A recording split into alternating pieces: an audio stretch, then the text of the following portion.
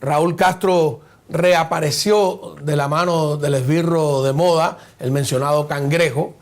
El mes que viene cumple 95 años y se ve físicamente bastante consumido, ¿no?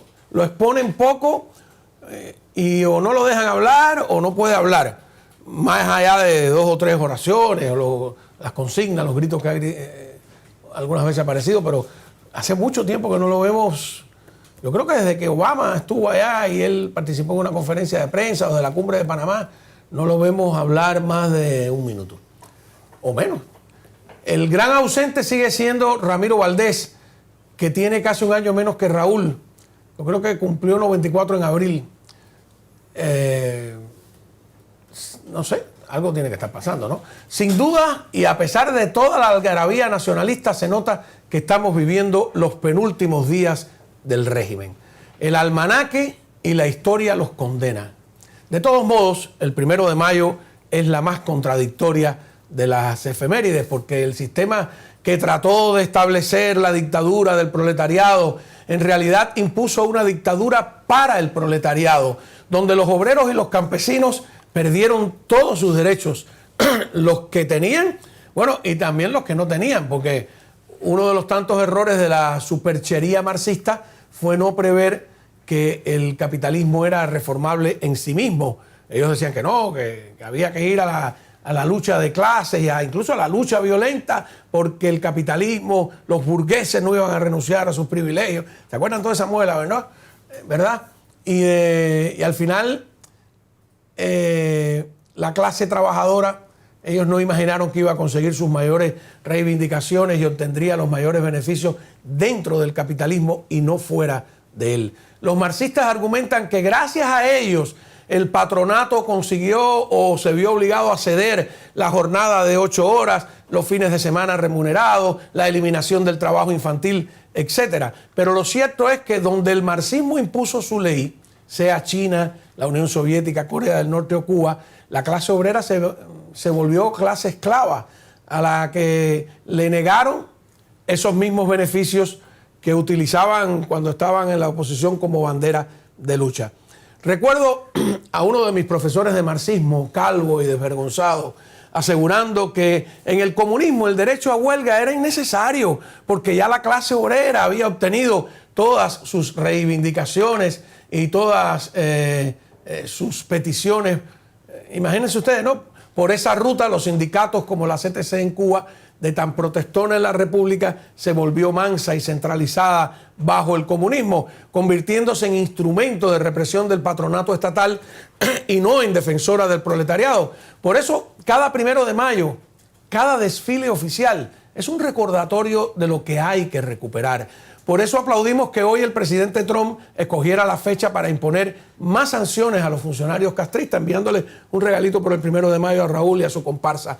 Responsables de la represión y amenazas a la seguridad nacional y a la política exterior de los Estados Unidos, que lo dice asimismo el propio documento, con todas las sanciones impuestas al régimen cubano. Hoy el presidente Donald Trump firmó esta orden ejecutiva que impone, repito, nuevas sanciones al régimen cubano, protegiendo así la seguridad nacional de Estados Unidos, dice el documento. La orden emitida por Trump amplía las sanciones existentes e incluye nuevas restricciones en virtud de la Ley de Poderes Económicos de Emergencia Internacional y ordena contrarrestar la influencia que califican de nefasta de Cuba con las siguientes palabras: el presidente está abordando las amenazas a la seguridad nacional que plantea el régimen comunista cubano mediante la adopción de medidas decisivas para exigir responsabilidades al régimen cubano y a quienes lo perpetúan por su apoyo a actores hostiles, el terrorismo y la inestabilidad regional que ponen en peligro la seguridad y la política exterior estadounidense. Estoy leyendo textualmente el documento que sigue diciendo: el régimen cubano se alía con países y con actores malintencionados hostiles a Estados Unidos, llegando incluso a facilitar sus operaciones militares y de inteligencia. Por ejemplo, esto lo dice también el documento dice, por ejemplo, Cuba alberga instalaciones de adversarios extranjeros dedicadas a a obtener y explotar información sensible de seguridad nacional de Estados Unidos. Cuba mantiene estrechos vínculos con otros importantes estados patrocinadores del terrorismo, incluido el gobierno de Irán, agregan, y proporciona, sigue diciendo el documento, refugio seguro a grupos terroristas transnacionales, entre ellos Hezbollah. El régimen persigue y tortura a los opositores políticos, niega a sus ciudadanos el derecho a la libertad de expresión y difunde activamente la ideología comunista por toda la región, al tiempo que reprime a su población. El régimen corrupto de Cuba, dice el documento firmado por Trump, sigue impulsando la migración hacia Estados Unidos, con más de 850,000 migrantes que llegaron a América entre 2022 y el otoño de 2024. Cuba proporciona un entorno permisivo para operaciones hostiles de inteligencia extranjera, militares y terroristas a menos de 160 kilómetros o 90 millas del territorio estadounidense, dice este documento, hoy firmado 1 de mayo del 2026, y sigue diciendo: estas acciones constituyen una amenaza inusual y extraordinaria para la seguridad nacional y la política exterior de los Estados Unidos y requieren una respuesta inmediata para proteger a los ciudadanos e intereses estadounidenses, poniendo a Estados Unidos en primer lugar. El presidente Trump se ha enfrentado sistemáticamente a los regímenes que amenazan la seguridad y los intereses de Estados Unidos, agrega este documento, y sigue diciendo, logrando el presidente Trump resultados donde otros han fracasado a la hora de exigir responsabilidades a los adversarios. En junio de 2025, el presidente Trump reforzó la presión política de Estados Unidos sobre Cuba mediante un memorándum presidencial de seguridad nacional, garantizando que la relación entre Estados Unidos y Cuba promueva los intereses de Estados Unidos y del pueblo cubano, incluyendo la promoción de los derechos humanos, el fomento de un sector privado independiente del control gubernamental y el fortalecimiento de la seguridad nacional. En enero de 2026, sigue diciendo el documento oficial, el presidente Trump firmó una orden ejecutiva que declaraba el estado de emergencia nacional y establecía un proceso para imponer aranceles a los productos procedentes de países que venden o suministran petróleo a Cuba, protegiendo así la seguridad nacional y la política exterior de Estados Unidos frente a las acciones y políticas perniciosas del régimen cubano. El presidente Trump sigue demostrando su compromiso de abordar directamente las amenazas a la seguridad nacional provenientes del extranjero, y comenta este documento, a continuación, comenta la operación Resolución Absoluta que capturó a Maduro, y comenta también las operaciones Furia Épica y Martillos de Medianoche contra Irán. Repito, todo esto es hoy, está dicho hoy por la administración Trump, 1 de mayo de 2026. Me parece que es un mensaje clarísimo, un regalito por el 1 de mayo a Raúl Castro, que salió hoy a coger sol, y a toda su tropa.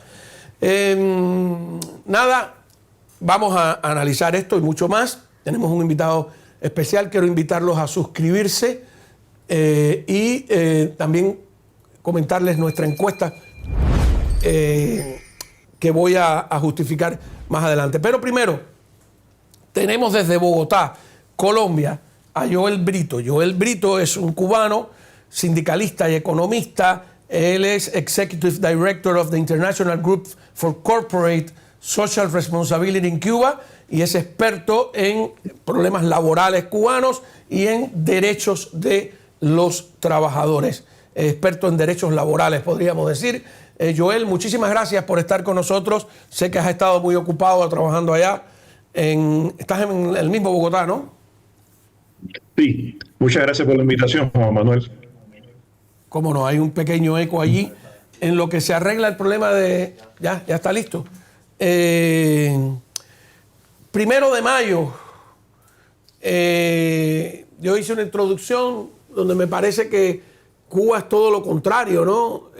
Los trabajadores han perdido todos sus derechos. No sé si tú como sindicalista estás de acuerdo. Totalmente de acuerdo. Además, la Central de Trabajadores de Cuba dejó de representar a los trabajadores en el mismo año 1960. Es decir, ¿quiénes han sido los diferentes secretarios generales de la Central de Trabajadores de Cuba? Han sido miembros del Buró Político. El último secretario general, quien sustituyó a Ulises Gilarte de Nacimiento hace aproximadamente unos 6 meses atrás, es Osney y venía de secretario del Comité Provincial del Partido en la provincia de Villa Clara. Evidentemente, la CTC, incluido en sus estatutos, reconoce el papel rector del Partido Comunista de Cuba. Entonces, no es independiente, lo dejó de ser hace muchísimo tiempo y forma parte más bien del aparato político del régimen cubano. Los trabajadores cubanos perdieron todos los derechos. Si tenemos en cuenta, digamos, Cuba en la actualidad es el segundo país de América Latina que más convenios tiene firmados con la Organización Internacional del Trabajo.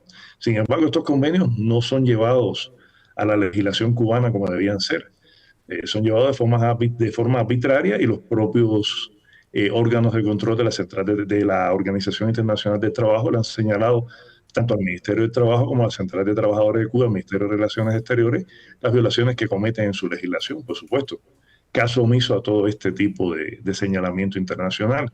Mucha fanfarria hacia el exterior, mucho apoyo durante muchísimos años a organizaciones sindicales de América Latina para que hicieran huelgas, cuando en Cuba se prohíbe el derecho a huelga, mucha capacitación e información a dirigentes sindicales de América Latina y de otras partes del mundo, de África, en la Central de Trabajadores de Cuba, en la Escuela Lázaro Peña específicamente, que se convirtió en un centro de captación de todos estos dirigentes sindicales para que estuvieran en función de la política ideológica del régimen cubano y de darle cobertura en sus países a todo lo que ellos necesitan.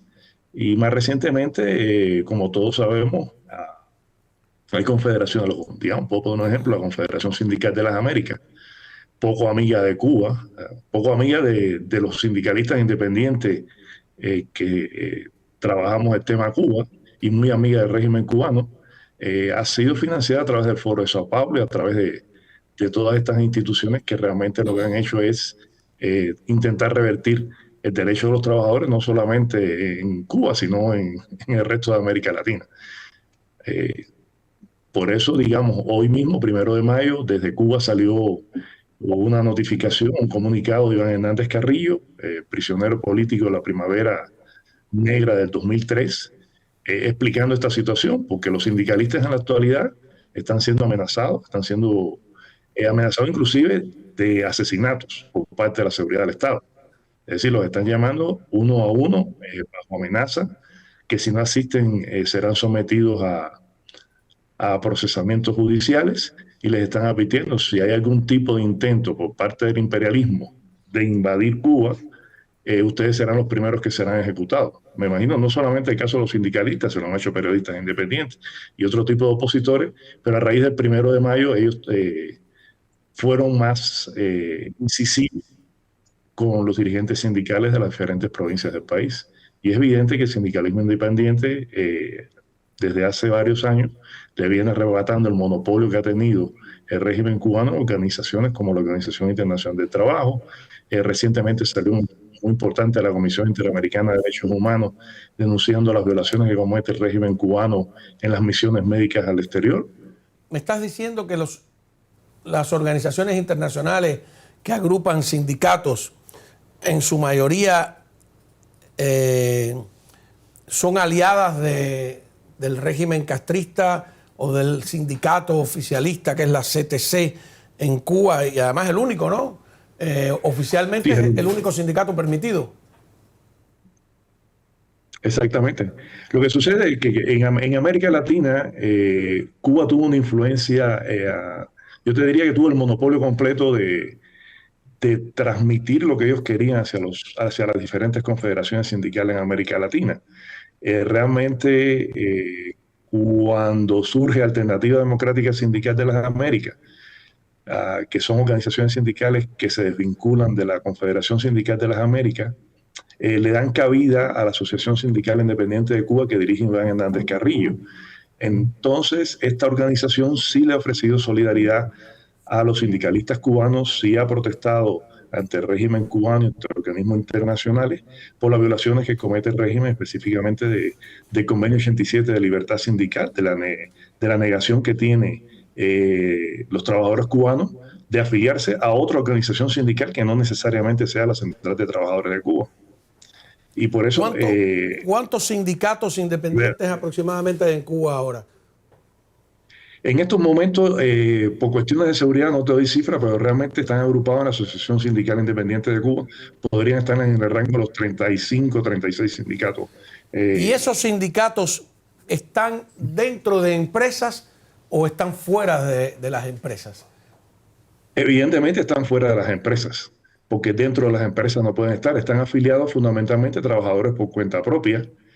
Y un dato interesante, la propia Organización Internacional de Trabajo, dada la situación que existe en Cuba, en Nicaragua, que existía en Venezuela, le ha hecho público en varios documentos que el hecho de que los trabajadores no estén reconocidos por el régimen de cualquier país del mundo, esto no significa que no puedan crear organizaciones sindicales independientes.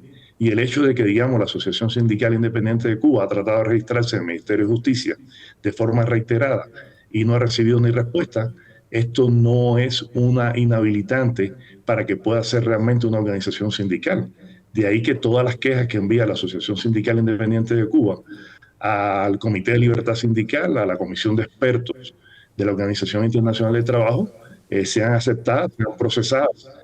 Si para los especialistas y juristas de la Organización Internacional de Trabajo tienen el peso suficiente, y ahora lo han tenido, porque ya van 6 reportes del Comité de Libertad Sindical en 10 años, exigiéndole al régimen cubano y solicitándolo de forma diplomática, que es lo que hacen ellos generalmente, diciéndole, miren, ustedes deben reconocer a la Asociación Sindical Independiente de Cuba, deben reconocer el derecho que tienen los trabajadores cubanos a asociarse a la organización sindical que deseen, no necesariamente a la Central de Trabajadores de Cuba. Ustedes tienen que dejar de reprimir a personas y activistas sindicales que no estén afiliadas a la Central de Trabajadores de Cuba. Para que tengas un ejemplo, y tú sabes cómo funciona la prensa del régimen, ellos dicen que ellos tienen un 95% de afiliación de los trabajadores a nivel nacional. Eso significa casi plena afiliación. Eso no lo tiene nadie en el mundo, nada más los sindicatos chinos y ni los rusos, porque ya los rusos se han dejado ya casi prácticamente el sindicalismo ruso está en decadencia total bueno, porque es obligado. Tú no puedes trabajar en una empresa cubana y decir que no quieres pertenecer al sindicato. Tienes que estar afiliado al sindicato. Y realmente no solamente afiliado al sindicato. Acuérdate que hubo un tiempo que tenían que pagar un día de haber para financiar las milicias de tropas territoriales, tenías que hacer trabajo voluntario, en este caso apoyar cualquier tipo de locura que se le ocurra al régimen desde el punto de vista económico, cuando los parlamentos obreros, te recuerdo las asambleas por la eficiencia, por algunos mecanismos de control que ha ejercido el régimen desde los sindicatos. Y el sindicato está considerado, como fue considerado en el tiempo de la Unión de Repúblicas Socialistas Soviéticas, de la República Democrática Alemana, como barrera de transmisión de lo que es el Partido Comunista, no como un ente independiente que pudiera ser en cualquier parte del mundo. Aquí mismo en Colombia le hacían una huelga a lo mismo Uribe que se la hacen a Petro, sean de derecha o sean de izquierda, porque los sindicatos funcionan en la gran mayoría de los países de forma independiente defendiendo los derechos de los trabajadores. O sea, ahora, ni siquiera en el papel, tú que conoces la ley obrera cubana bien, ni siquiera en el papel, porque existe el derecho a huelga, porque ellos en la Constitución cubana descaradamente hablan de que hay libertades, ¿no? Pero yo no sé si en los estatutos de la Central de Trabajadores de Cuba, en algún sitio, dice que hay derecho a huelga. Yo creo que no lo dice, ¿no? No, en Cuba no hay derecho a huelga, no está reconocido en ningún documento. Además, ¿por qué es que días antes, los 1 de mayo, cada año, ellos van a casa de los sindicalistas independientes a tocarle la puerta y a prohibirle que saquen a la calle, a prohibirle que hagan cualquier tipo de escrito, inclusive en redes sociales? Porque escribir algo en contra de la Central de Trabajadores de Cuba se lo advirtieron. En redes sociales es un acto contra la revolución, por lo cual podrían ser procesados. Es decir, ya llegó el nivel de cinismo ese, de que si tú escribes inclusive en tu Facebook, en tu Instagram, algo en contra de la Central de Trabajadores de Cuba, previo al 1 de mayo, posterior al 1 de mayo, tú puedes ser procesado judicialmente. Es decir, es Ahora, una forma ni constante. La siquiera, legislación cubana debe quedar claro, no contempla el derecho de huelga. no Bajo solo ninguna sindicalistas, circunstancia. hoy a Giovanni Sánchez le prohibieron salir. Le dijeron, usted no Sí, sale. no, te digo, no, sindicalista, periodista, todo el que sea opositor al régimen cubano, ellos ven como un terror que salga un 1 de mayo, que salga un día que para ellos es significativo.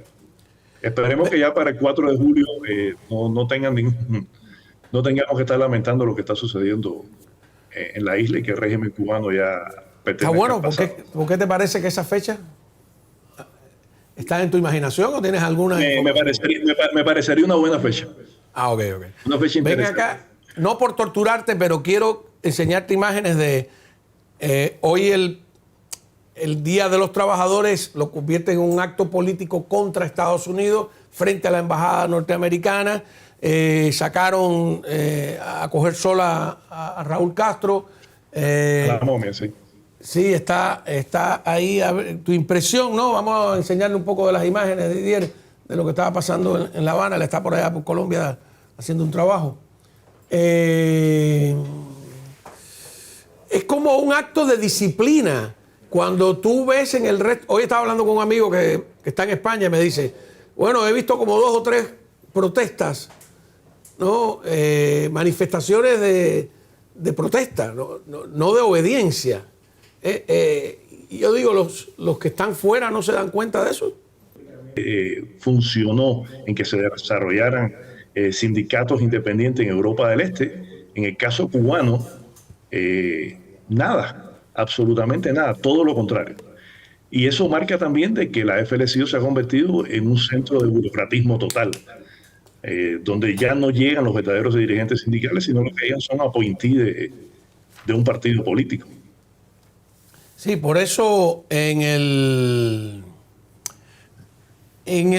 los sindicatos del futuro, yo no soy un experto en el tema, ¿no? Pero he compartido con muchos sindicalistas independientes y exiliados, y hay muchas discusiones, ¿no? Porque la idea o sea, como tú dices, todo ese movimiento sindical de izquierda, entonces tú dices, no, los exiliados cubanos o los opositores al régimen castrista no sienten una simpatía por esos sindicatos, pero es porque ellos, la verdad, que con nosotros son tremendos. Y luego porque en el mundo libre hay algunas cosas que, por ejemplo, tú como experto me gustaría saber tu opinión. A mí me gustaría que en una Cuba futura, y eso habría que, los cubanos se darán sus leyes, ¿no? Para tú acceder a un trabajo en una empresa, no estés obligado a pertenecer al sindicato, o en algunos casos aquí no estás obligado a pertenecer al sindicato, aquí en Estados Unidos, pero estás obligado a pagar la cuota, que es una cosa asombrosa, ¿no? Y luego, esa idea de que hay lugares donde tú no puedes negociar directamente con el empleador, sino que es el sindicato el que hace la negociación por ti, el sindicato el que sabe cuánto gana cada cual, que te obliga. Entonces yo creo que hay que defender el derecho a abrir sindicatos libres, a pertenecer libremente a los sindicatos y a no pertenecer también a los sindicatos, ¿no? ¿Cómo funcionan las reglas y las leyes en los países donde más civilizados, digamos? Es que realmente los niveles de afiliación a sindicatos son los más bajos de la historia. Estados Unidos, digamos, la FLCIO tiene como un 10% de afiliación. Los sindicatos son necesarios. Lo que pasa es que los sindicatos no pueden seguir en el siglo XIX, no pueden seguir con consignas del siglo XIX cuando ya estamos en el siglo XXI. Es decir, los sindicatos tienen que atemperar sus funciones, sus objetivos de trabajo, sus actividades a lo que realmente está sucediendo en la economía mundial. No pueden seguir sindicatos reclamando en temas de negociación colectiva constantemente un incremento de salario, aunque el salario es una de las cosas fundamentales que pueden reclamar los trabajadores, cuando pueden reclamar otras cosas que sean más prácticas, otras cosas que pueden favorecer más a los trabajadores. Yo quiero por una Cuba democrática, por una Cuba libre que esperemos suceda pronto el milagro, a que existan sindicatos, pero sindicatos libres, donde los trabajadores realmente puedan afiliarse si quieren o no quieren. y que realmente la plaza, ocupar una plaza en un centro de trabajo, no esté dependiendo si tú eres militante del Partido Comunista de Cuba, de la Unión de Jóvenes Comunistas de Cuba, o eres un jubilado de las Fuerzas Armadas o del Ministerio del Interior. Quien quiera crear una pequeña y mediana empresa porque tiene los fondos, tiene los recursos y tiene la capacidad financiera de sostenerlo, o tiene la creatividad, adelante. Las pequeñas y las medianas empresas deben ser el futuro de la economía cubana.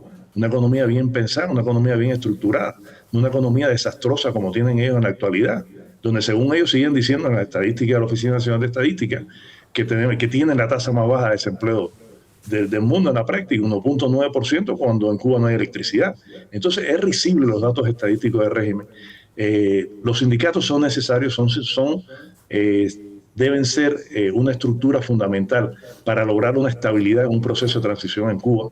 Así yo lo veo, como lo fue en Polonia, como lo fue en Europa del Este.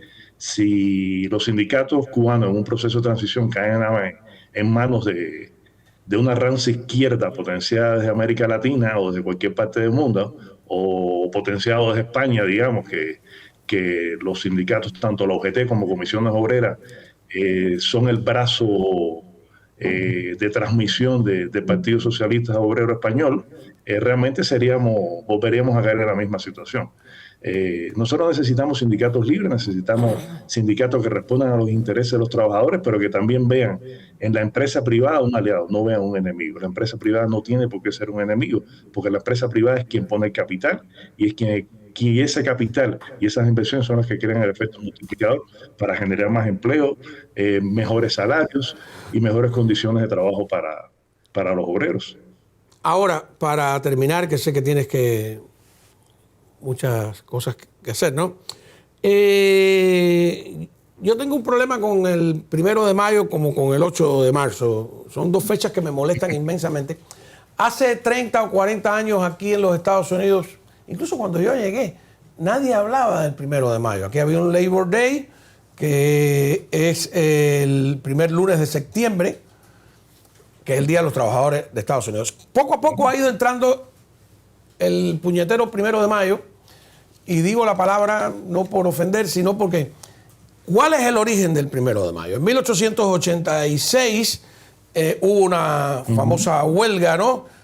Que terminó en Chicago, que terminó 3 días después con unos anarquistas y comunistas que pusieron unas bombas y mataron no a uno, a 7 policías. Hubo 60 heridos.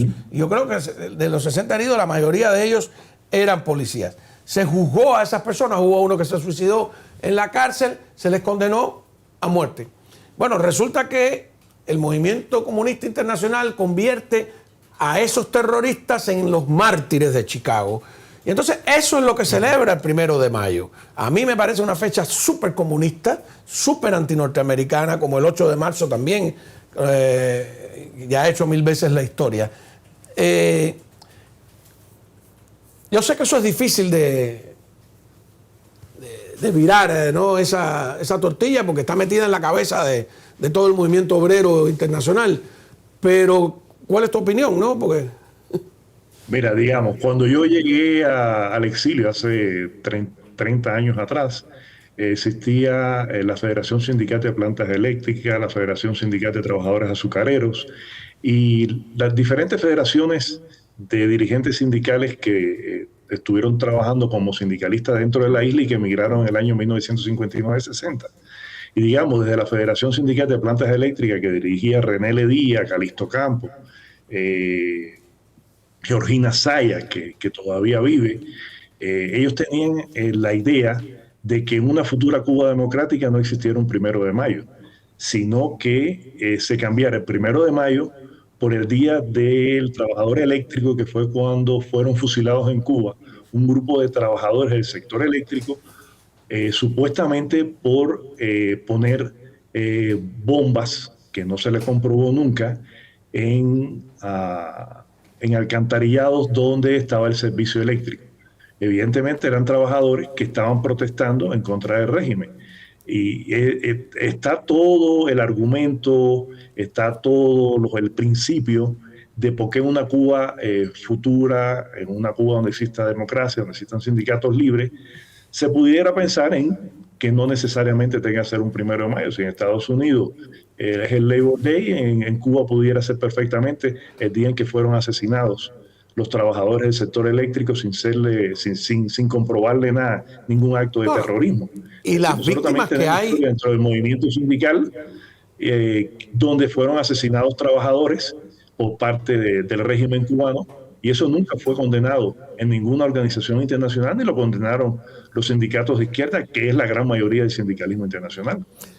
No, incluso en la Unión Soviética hay varias masacres de obreros importantes que podrían ser fechas interesantes. Lo que pasa es que prohíbes el 1 de mayo y lo conviertes entonces en el caballito de batalla de la izquierda, ¿no? Entonces hay que ver...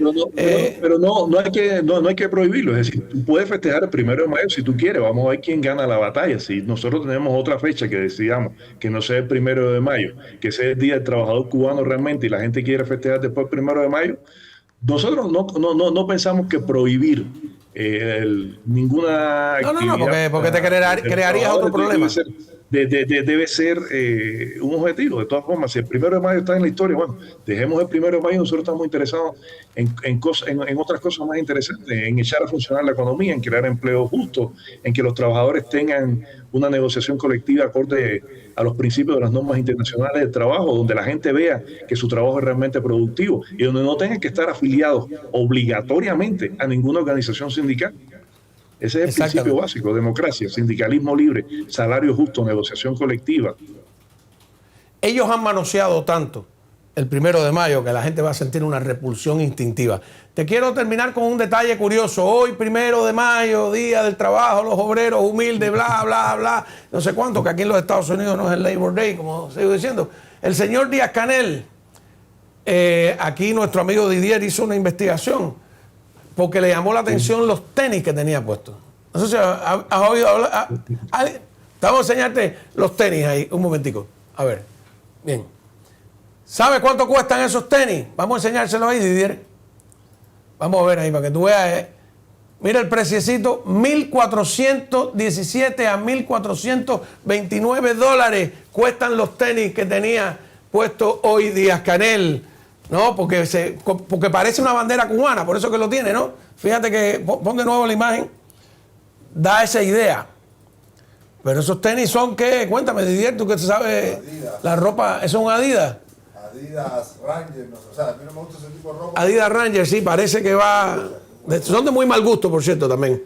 ¿No? Pero bueno, nada. No, pero es que también... Es que para que el compañerito Canel se debía poner botas rusas en vez de tenis Adidas. Claro, porque realmente si 1.400 dólares. Tanto amas el sistema. Qué descarado.